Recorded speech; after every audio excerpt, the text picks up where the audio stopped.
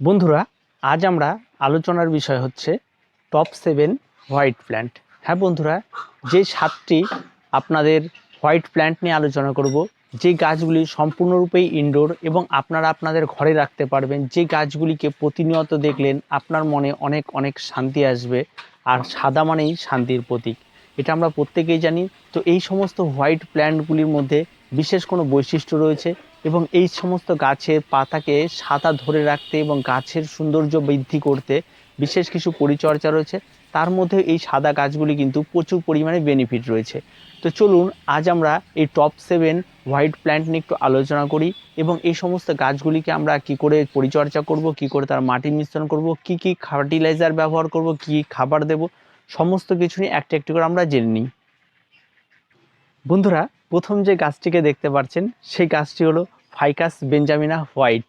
এবং এই Ficus বেঞ্জামিনার white যে কালারটি রয়েছে সেই কালারটির মধ্যে এটা হচ্ছে সবচেয়ে আকর্ষণীয়। আপনারা হয়তো গাছটি দেখলেই বুঝতে পারবেন হোয়াইটের মধ্যে কিন্তু বেশ আকর্ষণীয়। তো এই গাছটি বাজার দর অনেকটাই বেশি থাকে, তবে কিনতে গেলে 100 টাকার নিচে হয়তো পাবেন না, উপরেই পাবেন।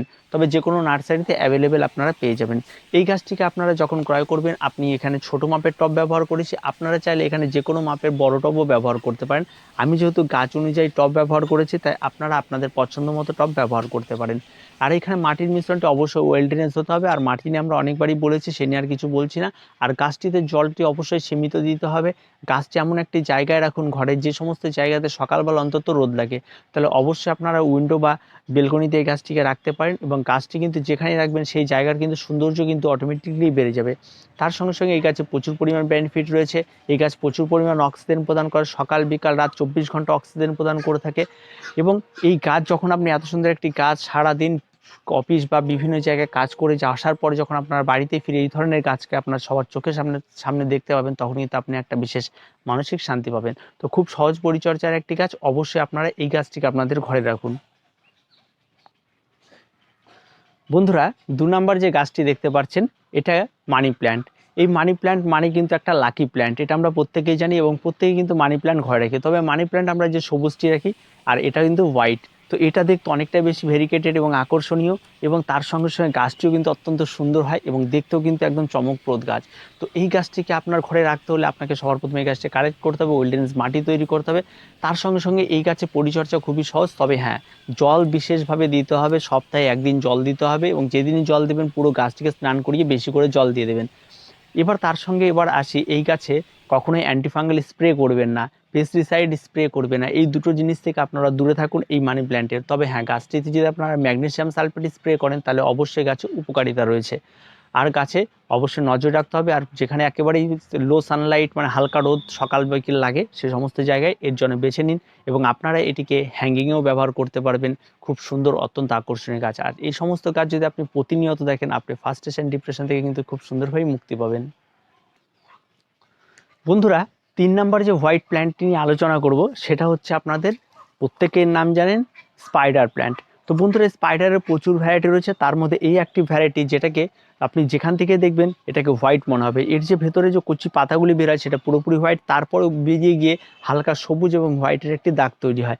তো বন্ধুরা, এই গাছ কিন্তু ইনডোর হিসাবে অত্যন্ত উপযোগী একটি গাছ। আর স্পাইডার প্ল্যান্টের উপযোগিতা আপনারা প্রত্যেকেই জানেন এবং এমন কোনো বাগানই নেই যে স্পাইডার প্ল্যান্ট করেন। তবে স্পাইডারের এই ভ্যারাইটিটি আপনারা করুন এবং ভ্যারাইটিটির কোনো রকম কোনো পরিচর্যা নেই, শুধু জলটি একটু সীমিত দেবেন। এবং তার সঙ্গে এই গাছটি কিন্তু মাঝে মধ্যেই পাতা পচা রোগ দেখা যায়, তার জন্য অবশ্যই এই গাছের ক্ষেত্রে আপনাকে কিন্তু অ্যান্টিফাঙ্গাল স্প্রে করতে হতে পারে মাসে 1 বার করে।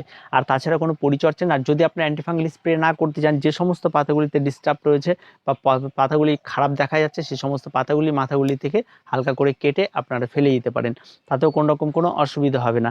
আর গাছের খাবার কিন্তু কী কী খাবার দেবেন, তার সমস্ত গাছের ক্ষেত্রে একই রকম খাবার, সেটা আমি পরে জানিয়ে দেবো।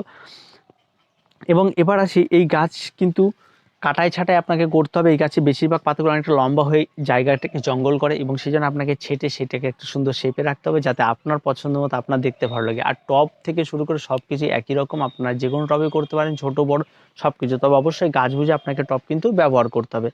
তো এই গাছটা কিন্তু অবশ্যই আপনারা করতে পারেন, খুব সহজ একটা পরিচর্যার গাছ।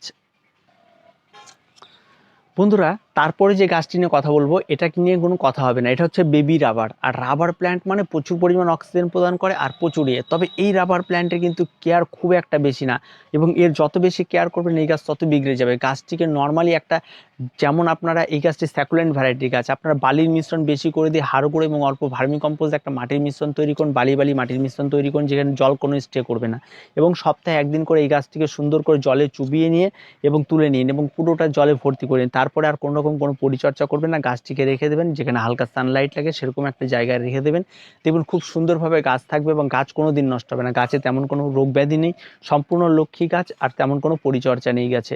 আপনারা প্রত্যেকেই করতে পারেন, তবে এই বেবি রাবারের দাম একটু বেশি নিতে পারে। তবে আপনারা এই গাছটি একবার লাগিয়ে দিলে খুব সুন্দরভাবে গ্রো করে। তার সঙ্গে সঙ্গে এই গাছের পাতা থেকেও চারা তৈরি হয়, এবং তা কী করে তৈরি হয় তা আমি পরবর্তী একটি ভিডিও করে দেখিয়ে দেবো। খুব সহজভাবে এই চারা তৈরি করা যায় আর খুব ইজি পরিচর্যার গাছ, এবং গাছও খুব সুন্দর হয়। বন্ধুরা 5 নাম্বার যে গাছটি দেখতে পাচ্ছেন এটা হচ্ছে অ্যারালিয়া। অ্যারালিয়ার প্রচুর কালার হয়ে থাকে, তবে এটা হচ্ছে হোয়াইটের মধ্যে, এবং সমস্ত গাছ হোয়াইট ভার্সনের মধ্যে থাকবে। এটা হ্যাঙ্গিংয়ে আপনারা ব্যবহার করতে পারবেন, এটাকে সুন্দর করে বনসাই বানিয়ে আপনারা রাখতে পারেন, এবং এই গাছের উপর বিভিন্ন কিছু এক্সপেরিমেন্ট করা যায়। তবে গাছটি কিন্তু সহজে নষ্ট হয়, কাটিং থেকে সুন্দরভাবে চারা তৈরি হয়। আর এই সমস্ত গাছ যদি আপনারা আপনাদের ঘরে রাখতে পারেন কিন্তু জায়গাটি একটা আকর্ষণীয় হবে। অনেকটা জায়গা জুড়ে একটা যদি সাদা টাচ লাগা একটা যদি গাছ থাকে সেখানে কিন্তু অনেক সুন্দর লাগে দেখতে, এবং সেটা কিন্তু আমাদের মন অনেক শান্ত করে দেয় এবং ভীষণভাবে উপকারী। তো বন্ধুরা গাছটা পরিচর্যা, এবং গাছটি আপনারা যেখান থেকে কিনতে পারেন, তেমন কোনো পরিচর্যার কোনো কিছু নয়, লো মেনটেন্যান্সের একেবারে গাছ, এবং প্রত্যেকেই গাছটি করতে পারবেন। তবে গাছটিতে একটু ফাঙ্গালের সমস্যা হয়, অবশ্যই অ্যান্টিফাঙ্গাল এই গাছের জন্য মাস্ট লাগবেই, কিচ্ছু করার নেই। আর তেমন কোনো পেস্টের আক্রমণ কোনো কিছু ঘটে না। আর মাটিতে সার বা খাবার সব কিছু আমি পরে জানিয়ে দিচ্ছি। বন্ধুরা এই ছোট্ট গাছটি, যে গাছটিকে আপনারা এখন দেখতে পাচ্ছেন, এই গাছটিকে দেখলে আপনারা বুঝতে পারেন গাছটি কত সুন্দর আকর্ষণীয় একটি গাছ। এই গাছটিকে বলা হয় জেট প্ল্যান্ট, এবং জেট প্ল্যান্টের এটা হচ্ছে একটা হোয়াইট ভ্যারাইটি, এবং যে হোয়াইট ভ্যারাইটিটি আপনারা হয়তো খুব কম দেখতে পাবেন, কিন্তু খুব সুন্দর একটি গাছ। গাছে যেটুকুই পাতা থাকে সম্পূর্ণটা হোয়াইট থাকে, এবং এই গাছটিকে আপনারা আপনাদের ছাদ বাগানে করতে পারেন। এর জন্য ওই স্যাকুলেন্টের মতো মাটি ব্যবহার করতে পারেন, এরাও স্যাকুলেন্টেরই ভ্যারাইটির গাছ, এবং এই গাছগুলিতে মেনটেন্যান্স একেবারেই করবে না, যত বেশি মেনটেন্যান্স করবে তত গাছ বিগড়াবে, এবং গাছগুলিকে নর্মাল থাকতে দেবেন এবং জল একেবারেই কম দেবেন, জল ভীষণ প্রয়োজন নেই। তবে গাছটি যেমন ফুল সানলাইটও পছন্দ করে তেমন লোড সানলাইটও খুব সুন্দরভাবে থাকে, তাই ব্যালকনির পাশে ছোট্ট টবের মধ্যেও যেমন খুব সুন্দরভাবে হয়, বড় টবের মধ্যেও গাছ বড় হলেও সুন্দর হয়। তবে গাছ হিসাবে অবশ্যই আপনারা টব ব্যবহার করুন। আর এই সমস্ত গাছের আর কোনো আদার পরিচর্যা নেই, এখানে ফাঙ্গাল ইনফেকশন বা পেস্টিসাইডের ব্যাপার এই সমস্ত কোনো কিছু নেই, কোনো কিছুরই আক্রমণ ঘটে না এই গাছে, লক্ষ্মী গাছ। শুধু গাছে মাঝে মধ্যে গোড়ার দিকে সমস্যা হয় অতিরিক্ত জল ব্যবহার করলে, তো জল অবশ্যই সীমিত দিন। বন্ধুরা সর্বশেষ এবং 7 নাম্বার যে গাছটি দেখতে পাচ্ছেন এটাকে বলে ট্যালিনিয়াম। এই ট্যালিনিয়ামের সবুজ ভ্যারাইটির হচ্ছে হোয়াইট ভ্যারাইটি বেশি আকর্ষণীয় লাগে, এবং গাছটি কিন্তু ছোট থেকে বড় সব ধরনের টবে হয়ে থাকে। তবে গাছটিতে বিশেষ একটি রোগ দেখা যায়, সেটা হচ্ছে ধসা। এই জন্য এই গাছটিতে আপনাকে নিয়মিত 1 মাসে একবার করে অবশ্যই অ্যান্টিফাঙ্গাল স্প্রে করতে হবে, কারণ গাছের কাণ্ডগুলি খুবই নরম। আর তার সঙ্গে সঙ্গে গোড়া পচা রোগও দেখা যায়, কারণ নরম কাণ্ড মানে একটু অতিরিক্ত জল এদিক ওদিক হলে অবশ্যই তাদের গোড়া পচা রোগ দেখা যায়।